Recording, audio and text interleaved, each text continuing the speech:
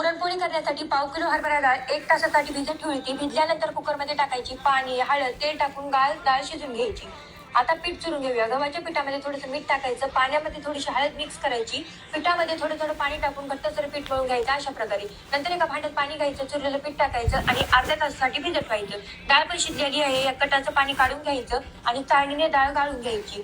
जितकी डाळ घेतली तितका गुळ टाकायचा. चांगलं मिक्स करून गॅसवर कढई ठेवायची. एकसारखं चांगलं मिक्स करीत राहायचं. पुरण शिजत आलं की यामध्ये इलायची पावडर, जायफळ किसून घालायचं. पुरण आपलं तयार आहे.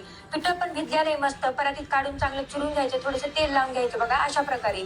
नंतर काय करायचं, एक पुरणाचा गोळा घ्यायचा आणि चुरलेल्या पिठाचा गोळा घ्यायचा. त्याची वाटी करून घ्यायची आणि दाबून असं पुरण भरायचं. जास्त पुरण भरायचं म्हणजे पोळी खूप चांगली लागते. नंतर पॅक असं बंद करून घ्यायचं. थोडंसं सुक्या पिठाचे उंडा बुडून घ्यायचा आणि कोलपडाला थोडंसं सुकं पीठ लावायचं आणि हलक्या हाताने पुरणपोळी लाटून घ्यायची. इथं गडबड करू नका, नाही तर पुरणपोळी फुटते. गरम तव्याला थोडंसं तेल किंवा तूप लावून घ्यायचं. पोळी टाकून द्यायची. खालच्या साईडनं भाजली की पलटी करून घ्यायची. दोन्ही साईडनं तेल किंवा तूप लावून पुरणपोळी चांगली खरपूस भाजून घ्यायची. टम्म अशी पुरणपोळी फुगलेली बघा.